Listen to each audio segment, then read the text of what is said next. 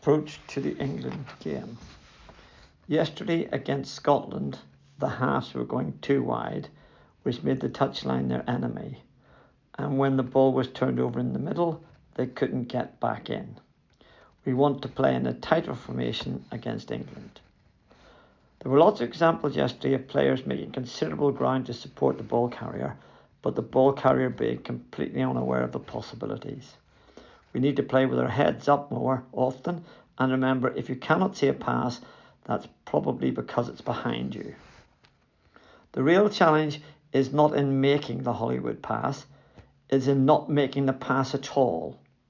How many times did each one of us make ball retention the key objective?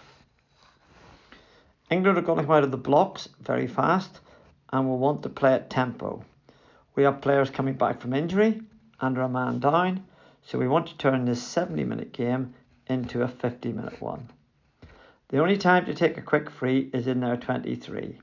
Otherwise, take time to look around and to work out where we need to go to keep possession and or to keep the ball out of traffic.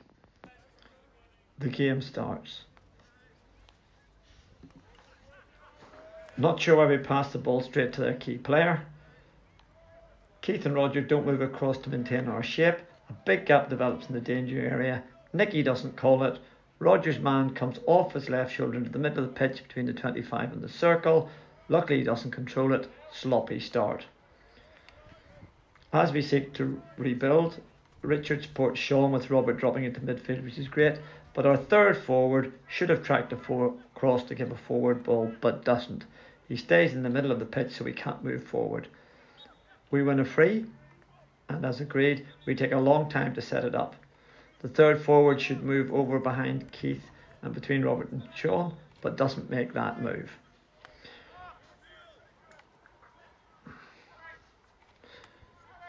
Roger sees we have 4 option passes, but England have 7 defenders, so sensibly he's going to go back and around.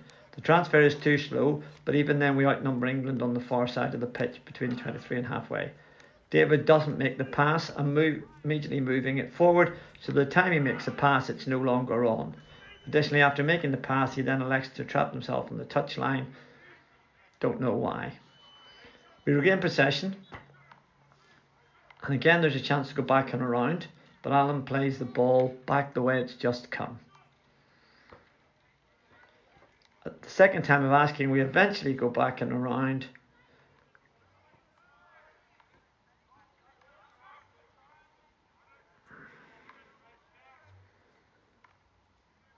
A poor pass puts Roger under pressure, but because he is narrow, there's a huge area to roll the ball in for Sean tracking across.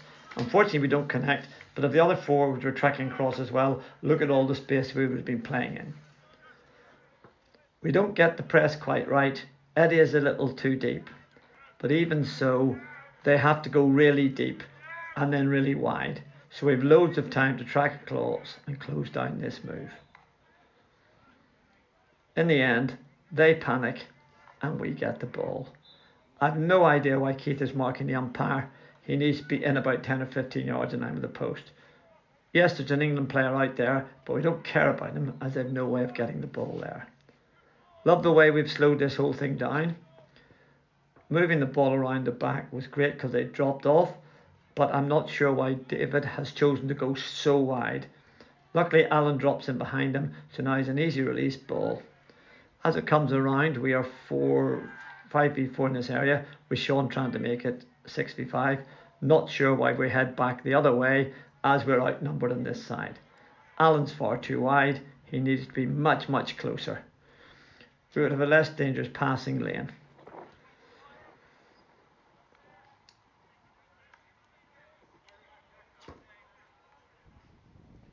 Ball goes across the pitch again, and again Alan and David are too wide. They've got to come in across the pitch with the ball. Richard can't control this. Luckily enough, Keith is backing up, and the ball is played out to Eddie, who makes a good lead but cannot retain possession. David and Alan haven't tracked across and are miles from the play as England break. Alan gets into the circle, but he hasn't picked up a single player. The ball's gone off the pitch on the far side, but we're not sprinting across the close spaces. Only 3 of our team have made it across the pitch, and England have a 5v3 in our 23. We do well to intercept the pass, but the lack of working across is just not acceptable.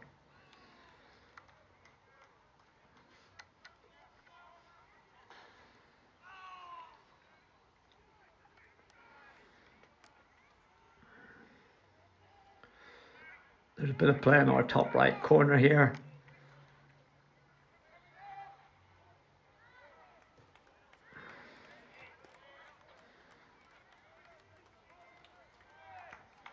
We had a chance to get it away, but we played a poor pass.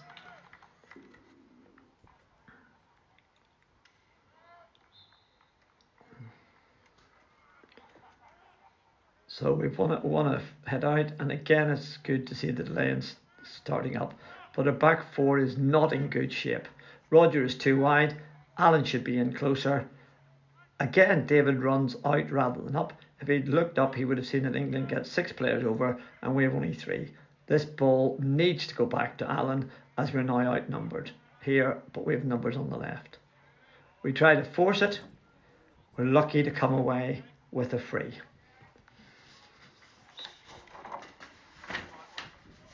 However, we don't seem to learn very much.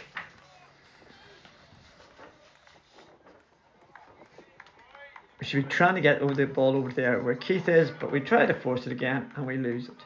We're all at sea here, big gaps between the banks, and Roger is disappearing off the side of the screen.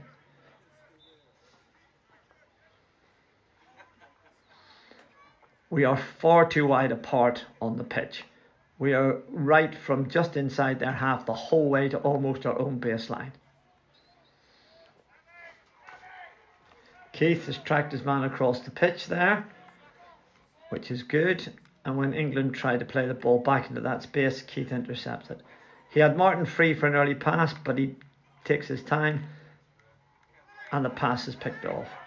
Our players are really slow to react. David's ball watching, his man's completely free in the circle.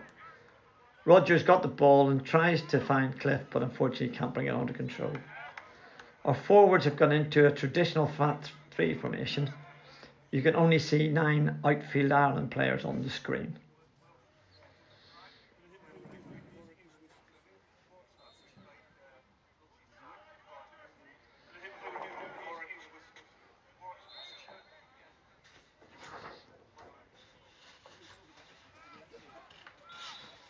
England get penalised, but there's still no sign of the V from the forwards.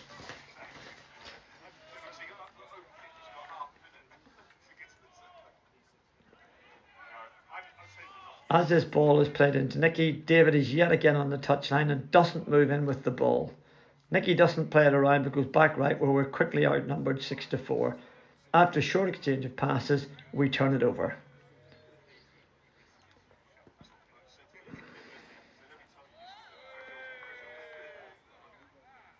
Keith does the right thing here in covering in. Much better than he was earlier, and he picks up the loose ball. Eddie's a little high, makes a good lead. But our players are very, very slow to track across. England makes a good challenge and is off on the counter. Our 3 right-sided players have not tracked across, and England have a free man in the middle of the pitch again. A poor pass gives us a chance to regroup and we intercept. The ball just needs to go round here. Instead of, we try something that a giveaway possession. We've loads of players back, but no one takes responsibility for their current danger players. Nicky, Tim and Alan don't communicate. Tim should be going wide, Alan to the middle. Eddie's clearly never getting back there, and Alan ends up with no one. Neither does David, so 3 sweepers. Thankfully, one of the sweepers intercepts. Again, Nicky takes his time to look around. David starts in a good place in the inside channel. Ball comes across, but David then goes wide, picks up the ball and dribbles it out into the wide channel, closing down all the angles.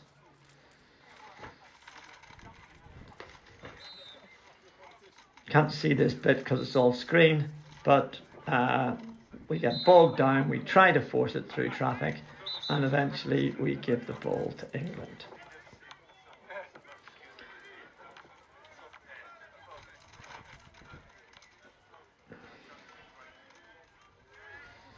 So we've got a chance to set up the press, but there's no attempt to set up the press whatsoever. Nobody's calling anything. Everybody's just wandering around. It's a hit out, and yet we're not putting any pressure on it at all. Again, England have a spare man in the middle, but lucky enough, he miscontrols it and we're able to pick up possession. We keep up possession, but the front three are not in a V. And as this play develops, the third forward needs to get across to the side of the pitch that the play is on and provide a high man for our attack. We don't do this, so when the ball goes into that corner where that forward should have tracked across to, we have no one, and England come away with the ball.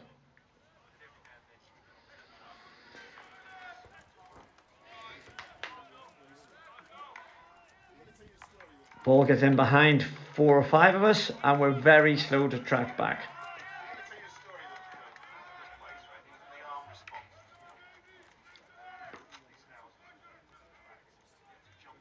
A great tackle from David here breaks up the threat. We change the point of the attack, which is perfect.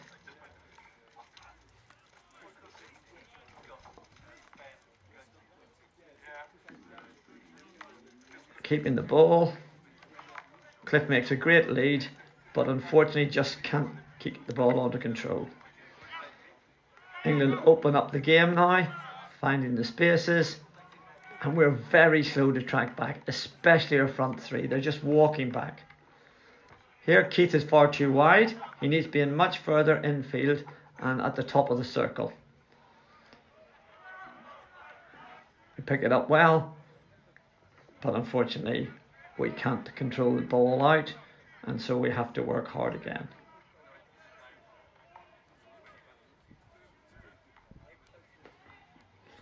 Again, we're far too wide on the left. We haven't tucked in. We get the chance to counter. Keith is far too deep, and Eddie's running away from the player on the ball.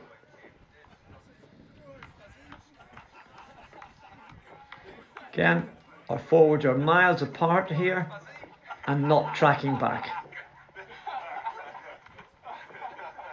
Nicky picks up the ball and relieves pressure with a long ball. So we have a long time to get set up. We should be able to communicate to each other and work out what we're going to do. There's confusion over what this is, but it's clearly a hit out, and therefore we should be able to get everybody up. Unfortunately, the ball's going to come back, but when the ball does come back, Keith is far too deep and he's taking the wrong man. Keith is marking Carl's man. Carl has got no one. So Keith should be moving right up into the gap between Cliff and Eddie, but he's not. So now we've got a big hole between two of our forwards with no one in it. Look, Keith's walking away from the danger area. And as soon as Richard moves to cover that, opens up a massive gap and England go the other way. If you watch downfield, the man that Keith was or wasn't marking is now in the middle of the pitch with no one, and eventually, just proving the point that he was Carl's man, Carl then follows him. But Keith is a million miles behind the play.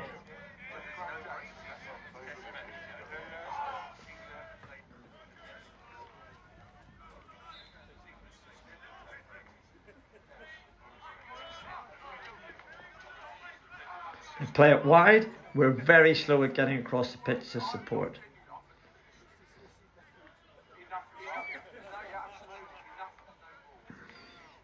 We're very reluctant to tuck in and support the middle of the pitch.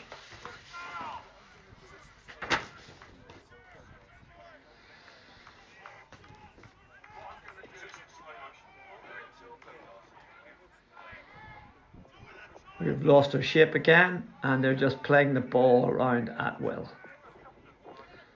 Again, very slow to tuck in. However, England's first touch not good there, and we do get the chance to close the play down. Again, we just need to get our press right here, but we don't, and the ball goes right across the other side. Jimmy makes a good lead over, but there's no need to dive in, just stand them up, and especially don't dive in right-handed. And once you've lost the ball, don't chase after it, get in behind the sweeper. Don't try and pick the ball from a bad angle.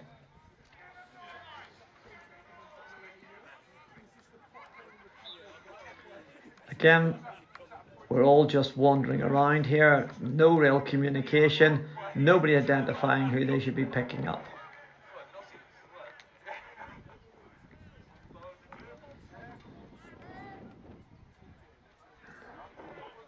England try a crash ball, and we get a line ball on the left.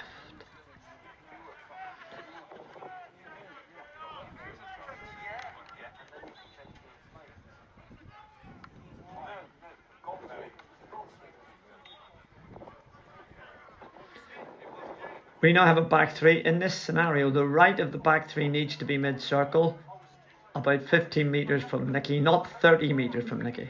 A ball across the whole circle is not what we want. As soon as the pass is made, the passer should also be moving in after the ball, but Nicky's got no choice to go across the circle, so he has to play it back to where we didn't want it. Card should be showing for Keith, but he's not. We get turned over, but somehow we manage to get the ball back.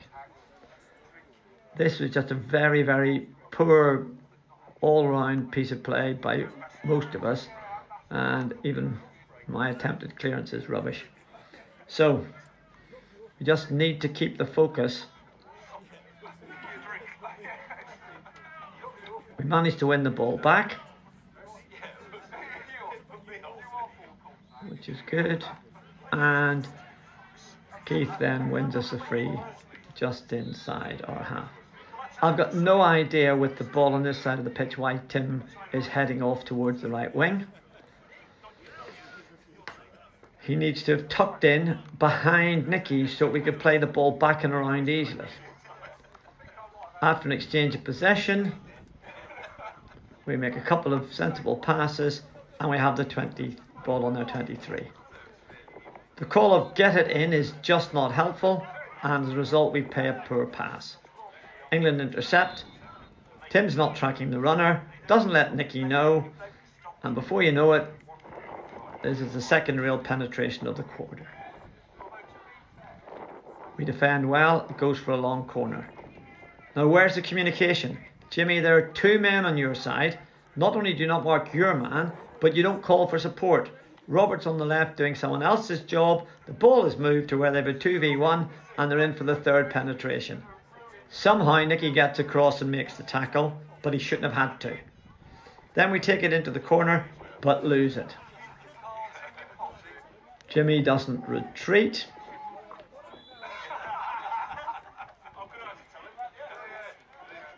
Dives in for the ball again, even though someone else is coming in to make the tackle, and they get their only short corner of the half with time almost over.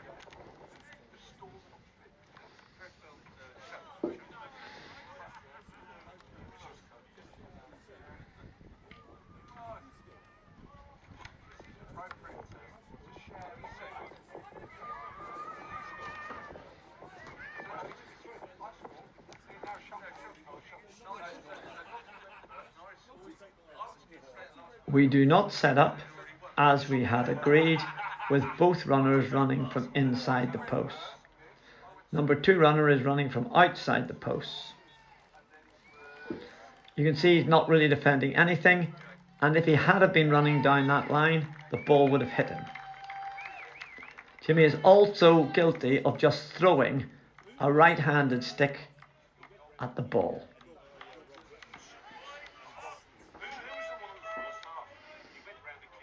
We played all but a minute perfectly, but paid a very heavy price for a lack of concentration and attention to detail in the last minute.